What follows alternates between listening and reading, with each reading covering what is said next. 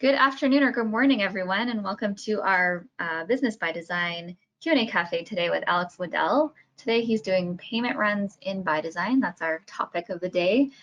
Just to let everyone know, we are recording the session, so once we're done with the recording, I'm going to put it up on our YouTube channel, and also I'll email it out to the people who have registered for this course. So even if there's some absentees today, they'll still get their recording, and you will as well.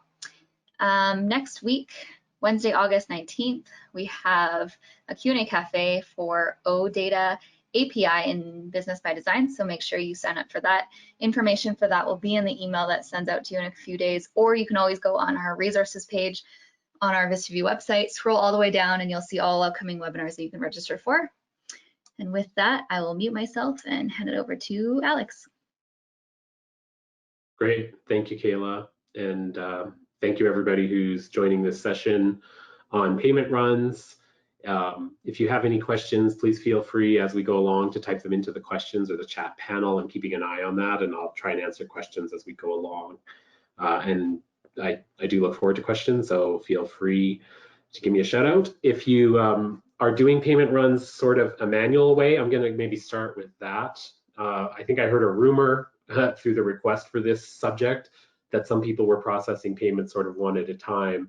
So I'm going to start with that because this may be the way you're doing it and it's not the most efficient way. So if you're going into payable supplier accounts, this is a great screen because you can go in and you can see all of your suppliers with account movement and to whom you owe money. And so you can certainly pick any one of your suppliers, click on the View tab, and issue a payment through here. And this is very handy if you're just trying to do a one-off. So you're trying to do maybe like a one-off check to this supplier because it's something overdue outside of a payment run. This is a great feature. So if I click on this, it's going to take me into my check creation screen, and very likely your system has been configured so that you don't have to do anything else here, meaning that the check number, you won't want to key this in because it's going to generate knowing what the next check number is. And you would hit post, and you've got sort of an item queued up to print, and it goes into the payment monitor. And that's sort of the last screen where you do your staging to print things, and we're going to look at that shortly. So great feature, but not an efficient way to pay a bunch of things. So today we are going to focus on doing mass payments. So I'm going to back my way out of this, and we're going to go to the payables work center. And so instead of going into supplier accounts, I'm going to go to a periodic task called payment runs. And this is the job that you would build for the system to go through and find all the outstanding invoices. Now, you may also be wondering, under the payment manager, there's something here called a payment media run, also under periodic tasks. This is a little bit different. I can talk about this a little bit, but that's not something I'm going to show today. This is sort of a second job that you can do to kind of amalgamate all your payment proposals into a bank file. But there's other ways to do it that are probably more efficient. So I would say not that many people are using the payment media run. That's my suspicion. So for now, we're just going to focus on the payables work center, go into the periodic task payment runs. So it's going to take us into a screen where you are going to see at the top part of your screen any active payment run jobs that you have. And these jobs will stay active and this list will grow unless you go through and kind of clear these out and flag them as obsolete. And then they'll go into sort of an archive mode. And that's really up to you whether or not you want to do that or you want to let this list kind of grow on forever. So you can see nothing's really been done here since July. And but if I were to click on any of these jobs here and there were active sort of payment proposals, like this one here, they would appear down at the bottom half of my screen. So I can see that this job called weekly payment run back in July 20 was actually invoked twice. So it was used to create a payment run on August 5th and August 12th. So you could have the same payment job and just go in and relaunch it by hitting the schedule button and run payment runs over and over again from the same job, or you can create a new job each week. That's kind of up to you, and it depends a little bit on how you set up the parameters of the job. So to start with, I'm going to create a new job from scratch. So right now we're, in sort of payment run number 39, somewhere around there. There could be more that have been obsoleted, but I'm going to click on the new button and I'm going to choose payment run. And this takes us into the parameter window to set up this job. So if this is a job that you think you are going to use over and over again, you could give it a generic name like weekly payment run, like I did.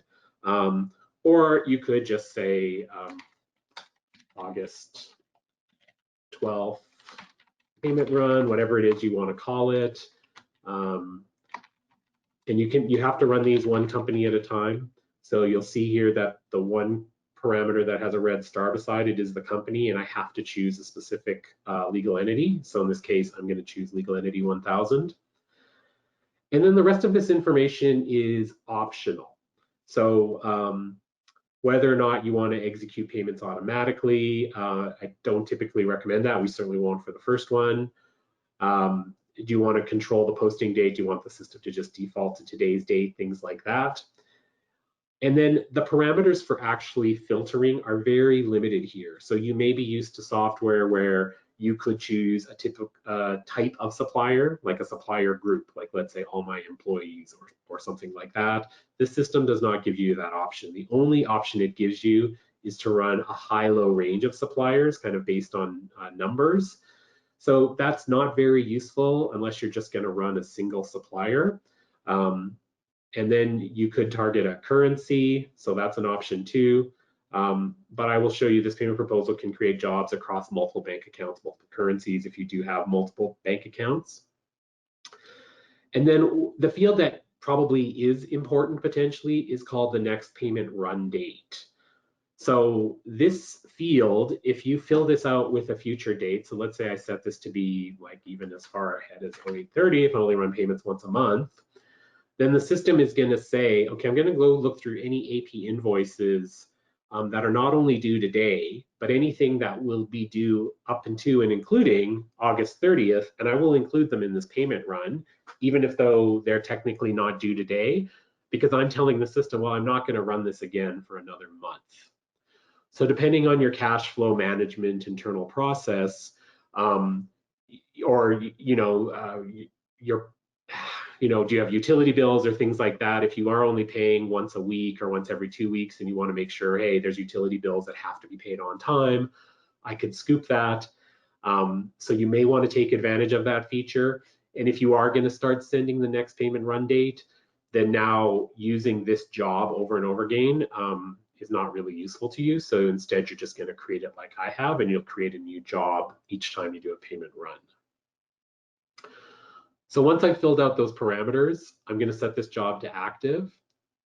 And then I'm going to hit on the schedule button, and I'm going to say, well, when do I want to run this? For our purposes, I'm going to start it immediately. But this is where I could set up a recurrence if I did want this job to sort of run automatically once a week, something like that. That's a feature you could use. So when I close this, it has created a new job. So we're at payment run number 44. So there's the description that we gave it. So now the system is working on the background because we've told it to run the job immediately. And there is something processing, but you're going to have to hit the refresh button potentially a few times in order to see that update. So what you're watching for is the bottom half of your screen to see when a job appears there. And when that job appears, there's a second refresh. It could take a little while for that job to actually run, depending on how many suppliers you have in the system or the volume of invoices that you have. We'll just give this a few seconds because this test environment is not very big, so hopefully we'll have results pretty quickly.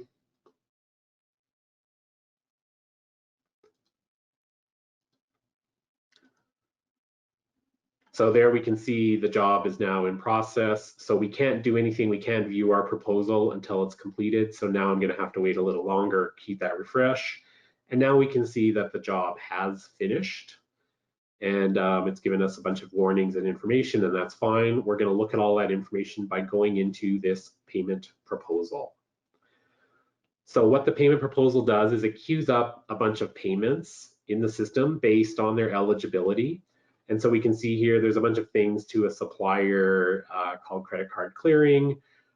There's some proposals to Donovan Marketing, some supplier called Office Deliveries. And this one for Monroe's Uniform Service, it's automatically postponed this, probably because of something set up on the supplier. So it brings things into this sort of status for you of in preparation. Now, at this point, it's pretty much still the payables sort of, or maybe the treasury person who's running this job's responsibility to go through and work on these payables a bit more to see which ones do they really want to pay by either adding or removing things from the payment proposal. Now, what else is happening is that the system is creating records in the payment monitor. So I'm going to just leave that screen for a moment and go to our liquidity management, or sorry, our payment management, and go to our payment monitor. And so we can see here that those payment proposals were showing us a bunch of different invoices, but these were the 3 suppliers that they would aggregate into. And so these are saying in preparation. So the payment monitor, you know, if you are doing manual payments in the system, you are familiar with this screen because this is where you go to do any kind of inquiry and to print the physical check. But you could check this ahead of time to make sure that things are sitting here as in preparation, but you can't do anything with your payments that are sitting here. Everything has to be worked on in the payment proposal. So for that reason, I'm going to go back to my payables. I'm going to go back to my payment run and back into my payment proposal. And let's talk a little bit about how it selected things in here or how your payments have been generated. So in my case, I actually have a process that I'm using a supplier to do credit card clearing. And I really don't want to pay this. In fact, I know I've set up this supplier incorrectly because I shouldn't have ever had this selected on a payment run. So there's a few different ways that you could handle this. I can drill down to my supplier, and this isn't doing anything to my payment run, but I could just fix this for the next issue. I can go into my supplier, and this is good for you to understand. So you have something here called a payment block, and this is where you can set one of the 4 reasons. So I'll just set this to other reasons. So my expectation is I want to block payments from this supplier because I clear things out of my credit cards, clearing with a financial transaction that's not like a check run. So I'm going to save that. And then I have a few different options. I could just void the proposal. So if I were to click on the void proposal, it will remove that item from this list. And what it's essentially done is put all of those documents back into the sort of AP subledger as available for payment again. And there's nothing really else that needs to be done. So if I were to go to my liquidity management again and go to my payment monitor, sorry, you can also get to it through payment management, whichever one you prefer. You can see now we're just down to 2 payments because I removed that in preparation item. Maybe just to prove a point, I will actually shift and highlight this entire thing and void the entire proposal. So I could do that. And then what I've effectively done is taken this payment run and I've removed everything off of it. So this payment proposal really has nothing in there. There's nothing to do in it. And then I could set this payment proposal to be obsolete so that it no longer appears on my list of active payment runs. So I've set it to be obsolete. I'm just going to refresh my query at the top right. And now I'm just looking at my active jobs. So keep that in mind. You may want to do maintenance on these payment runs to kind of clear them off. This obsolete does not void the proposals. So if you do set things to this run to be obsolete and you have payment proposals, you'll kind of have payments hung up in your payment monitor that are waiting to be prepared. So you can always go back to obsolete payment runs. You've got access to all these different payment run queries. So I could go to my obsolete ones and I could go back in here and I could void things out. So keep that in mind, that order of operations is important. So now I'm going to do a brand new payment run similar to what I did before. August 8, company 1000. Going to do the same thing. I'm going to reach, into the future a little bit to make sure that I scoop up some invoices on this.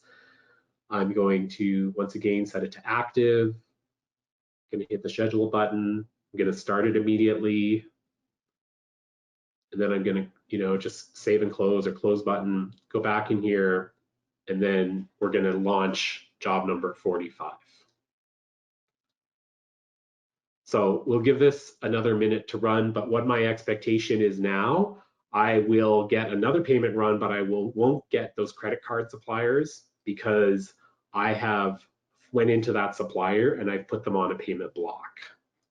And I want to kind of prove to myself that they won't show up on my next payment proposal.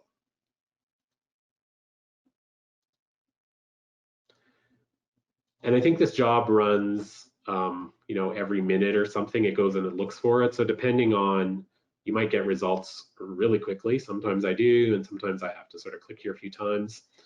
So now it's finished. I can go in, I can look at my proposal. Okay, so this looks much better. Now I'm just seeing my Donovan marketing and my office supplies. So I've got these items that are in preparation.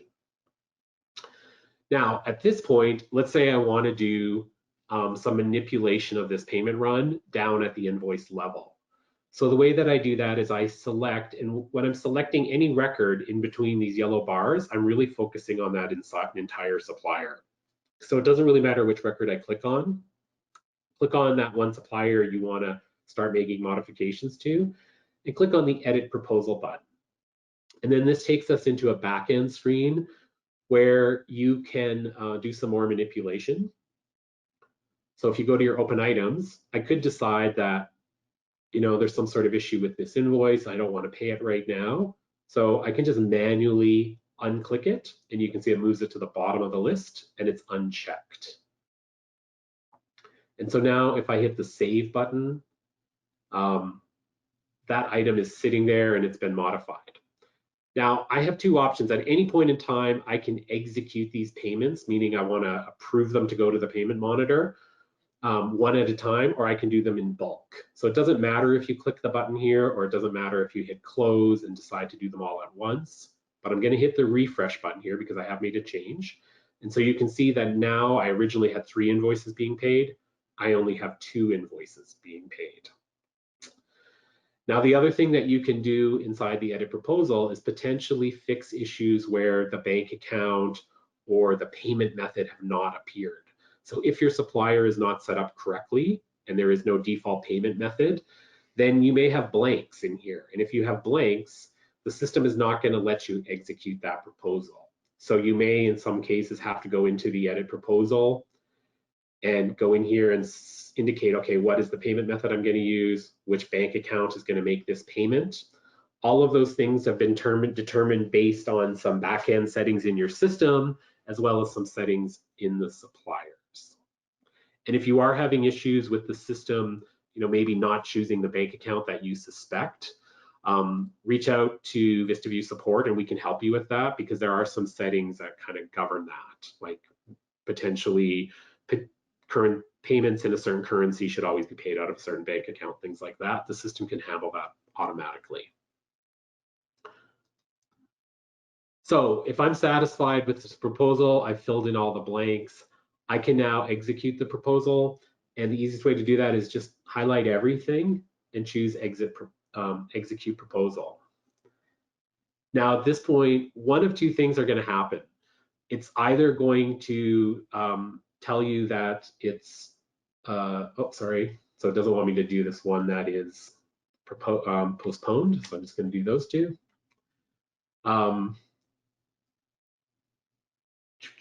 Let me just refresh this, make sure. Now why is it being finicky on me?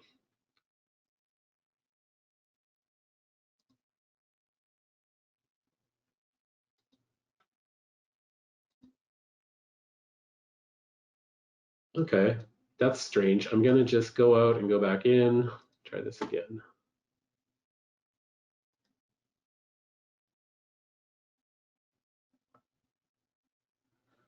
Okay, that's kind of frustrating. That's sort of typical of ByDesign though. When you run into an error in a screen, a lot of times you kind of have to exit that screen and go back in and try it again. So it seems to get sort of hung up on the error. So there we go. So the error was running into is I was trying to execute something that was flagged as postponed without going in and sorting out the supplier. So I left the screen, I came back in, I did them one at a time, but you could have done the shift key and highlighted them all at once. And you'll see that as you resolve this, so if you have a check run that has, you know, hundreds of checks on it, it's up to you. Like you can sort of clear these out as you go. And if you do, you'll keep hitting the refresh button. And because you're set to payments in preparation, you'll eventually whittle this list down until you get rid of all of the payments on here where there's some sort of an issue that has to be resolved, or you're still, you know, maybe doing a cleanup.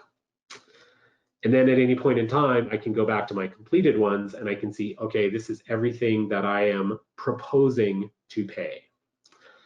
So I started to say earlier that when you execute, one of two things will happen. It'll either flag as completed or it'll flag as in approval.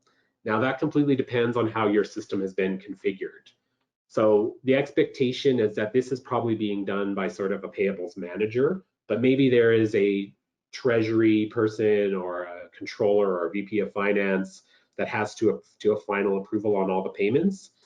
If that has been activated in your system, then they will get a notification that there's payments that need to be approved. And at that point, they could also decline the payment or reject it, in which case that item would go back in as an open payable and it wouldn't be eligible to pay during this check run. So in this particular system, we don't have that approval process turned on. So the proposal's been completed. And now the last step is just to really push out the printed checks. And you're probably familiar with that if you are using the manual check system, but we'll just go through and review that. So I'm going to go back into my payment management. I'm going to go to my payment monitor. So we had went into this earlier for today's payments, and we had seen a couple of payments that said in preparation, but now they say ready for transfer, meaning that we are ready to do the last step, which is depending on whether this is an outgoing check or a bank file. If you have an integration with your bank to do the banking, you might be selecting all of these and building the bank file at this step. In this case, because these are checks, I'm going to do that step. So I've got a button here, which is action for checks, and I've got a few options here. Now in this screen, I do have the ability to select multiple rows. And this is where I'd mentioned earlier under the payment management, you've got this payment media run.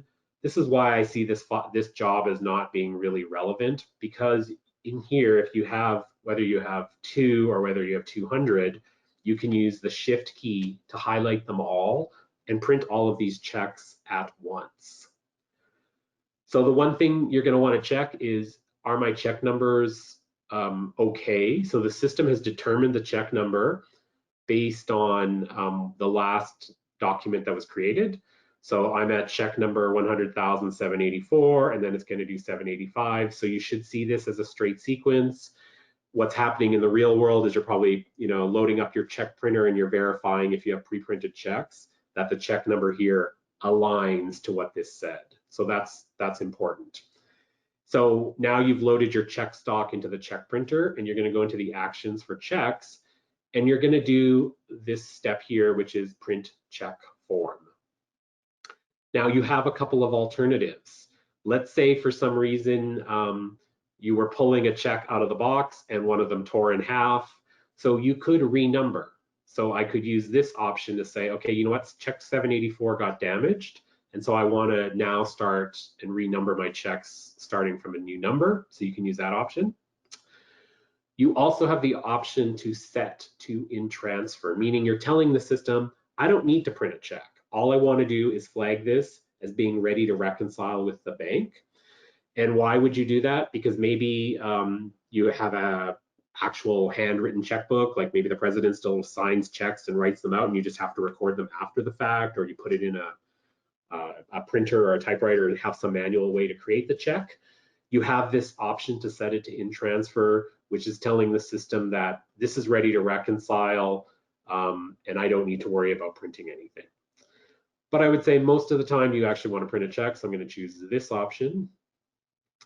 And at this point, you probably have a configuration with a check printing service with ByDesign. The name of it escapes me, but it will actually just launch the checks and they will start printing. If that's not happening or you don't have that, feel free to reach out to us, because that's something that somebody from our support desk could help you install. Because if you don't have that, then your alternative is you're going to have to print these one at a time, and that's not a great experience. Because I can go into the home screen and I can go to my manual print tasks. And so here you can see all the checks that I've sort of queued up to print. So I'd have to go one at a time to this, and I would have to click on the view button. And now it opens up my PDF viewer. So that's what my check would look like. And I would have to hit the print button on here. And if I do this right now, it's going to pop up, it's going to pass it off to Windows, and it's going to say, okay, which printer do you want to print this to? And it'll print that check. But it will only print that one check, and then you're going to have to go and do the next one. So that's not a great experience either. So do let us know if you're not getting the checks printed by doing that step. If you do want to do them one at a time, or you want to go back and print one of them, just remember that's the home and it's manual print tasks. And this is associated with the person who built the payment run. So if you have two people involved, the second person can't go in and see the manual print tasks. They can only see ones that were created for themselves. So keep that in mind. This all has to be done by that same person. So let's assume that these printed successfully. I'm going to go back to my payment management. I'm going to go to my payment monitor. And you can see now my checks or my payments say in transfer, meaning that the only last thing that has to be done is bank reconciliation, which is going to do the final journal entry to transfer this from a in transfer to, I believe, completed or confirmed. Yeah, confirmed. So here are some confirmed payments I've done: incoming bank transfers, outgoing bank transfers. So anything that's been reconciled through the bank shows up. So the payment monitor is a great tool. You are going to want to use this as a payables person, as a treasury person. This is where you can see all your inbound and outbound payments in the system. This list will get very long, so chances are you'll never use the all payments. You're going to want to search for things based on one of these categories. Is this something I'm preparing? We don't have anything left because we finalized ours. Is it something that I want to come in and say, hey, is there anything for in approval? Here's an outgoing check and I'm waiting for somebody to approve it. Is it something that's ready for transfer, meaning this is something that hasn't yet been printed or finalized? I haven't done that final step. Or is it something that is confirmed and completely closed? So all those different options. And then, you know, the payment today's and last days. If those queries are not adequate, you've always got your filter button. From your filter button, you can access a ton of extra information. So you could start target specific companies, specific bank accounts, specific types of document statuses, and then you could save those queries and add them to your list here. And chances are, if you're working in here, that's something you're going to want to do. You're probably responsible for a specific bank account or a specific company. You're going to want to customize those queries. And then maybe the last thing I'll add, so if I go to my general ledger and we look at journal entries, I should see in today's payments a bunch of different items. So here's my cash disbursements. So when I created those payments in the system, I had done two different payments, so payment 121 and 122. I do have multiple sets of books in my training environment here. So I've got an IFRS entry, a US dollar entry. So here we can see where we've relieved accounts payable and we've booked the credit in the cash disbursement. And just a quick note that this journal entry happens the moment that it says ready to transfer. So as soon as that payment proposal has been executed, or in the case it's been approved by an approver, it's going to generate this journal entry regardless of whether or not you've created the check. So do keep that in mind. Somebody needs to keep an eye, needs to be responsible for this payment monitor. And looking for things that say ready for transfer, because you've already created journal entries and you potentially haven't actually done the last step of just sending this to a printer. So that little disconnect can kind of leave you with a strange situation where you've got unprinted checks, but it looks to you like they've been issued out of the bank because of the journal entries. All right, don't see any comment or feedback, so I guess I'll take that as a good sign. If you do have some follow-up questions, feel free to reach out to us. If the system isn't behaving the way you expect it to for yours, feel free to open up a ticket with us. We'd love to help you out with this, with doing payment runs and making your payments more efficient. So with that, Kayla, I'll hand it back to you. Great, thanks, Alex. Yeah, so that's it for today. Next week is the Q&A Cafe for OData API in ByDesign, so please be sure to register for that if you are interested. And thank you so much and have a great rest of your day.